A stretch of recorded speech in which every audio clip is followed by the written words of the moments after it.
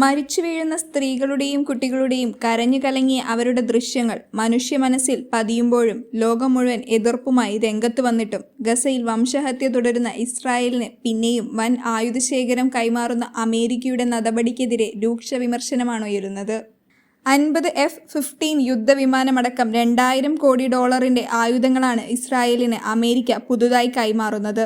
യുദ്ധവിമാനങ്ങൾക്ക് പുറമെ medium range അംറാം മിസൈലുകൾ, 120 millimetre tank വെടിമരുന്നുകൾ, ഉഗ്രസ്ഫോടന ശേഷിയുള്ള മോട്ടോറുകൾ, കവചിത വാഹനങ്ങൾ തുടങ്ങിയവയാണ് നൽകുന്നത്.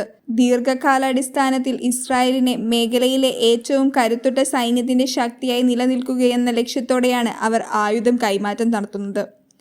ഇസ്രായേലിന്റെ സുരക്ഷയ്ക്ക് US കടപ്പെട്ടിരുന്നു. ശക്തവും സജ്ജവുമായ സ്വയം പ്രതിരോധ ശേഷി വികസിപ്പിക്കാനും നിലനിൽക്കാനും ഇസ്രായേലിനെ സഹായിക്കൽ USന്റെ ദേശീയ താൽപര്യത്തിന്റെ ഭാഗവുമാണ്. ഈ ലക്ഷ്യങ്ങളുടെ ഭാഗമായാണ് നിർദ്ദിഷ്ട കൈമാറ്റം എന്നായിരുന്നു ഇതിനെ ന്യായീകരിച്ച് പെന്റഗൺ വാർത്താക്കുറിപ്പിൽ പറയുന്നത്. യുദ്ധവിമാനങ്ങളും അനുബന്ധ ആയുധങ്ങളും 1900 കോടി ഡോളറിനാണെങ്കിൽ ടാങ്കിന്റെ വെടിമരുന്ന് 77.4 കോടി ഡോളറിനും സൈനിക വാഹനങ്ങൾ 58.3 കോടി ഡോളറിനുമാകും. ടാങ്ക് വെടിമരുന്നുകൾ അടിയന്തരമായി കൈമാറും. ഈ വർഷാദ്യം ഇസ്രായേലിന് 1400 കോടി ഡോളറിന്റെ ആയുധങ്ങൾ നൽകാൻ അമേരിക്ക അംഗീകാരം നൽകിയിരുന്നു.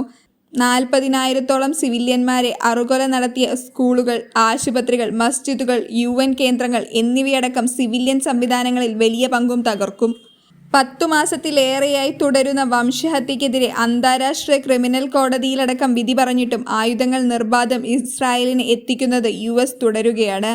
ഇസ്രായേൽ പ്രധാനമന്ത്രി ബെഞ്ചമിൻ നെതന്യാഹു, പ്രതിരോധ മന്ത്രി യോആവ് ഗാലന്റ് എന്നിവരെ കോടതി യുദ്ധ കുറ്റവാളികളായും പ്രഖ്യാപിച്ചതാണ്. ഇസ്രായേൽ സ്വന്തമായി നിർമ്മിക്കുന്ന ആയുധങ്ങളുടെ കയറ്റുമതി റെക്കോർഡുകൾ ഭേദിച്ച് തുടരുന്നതിനിടെയാണ് അമേരിക്ക ഇസ്രായേലിന് ആയുധങ്ങൾ എത്തിക്കുന്നത്.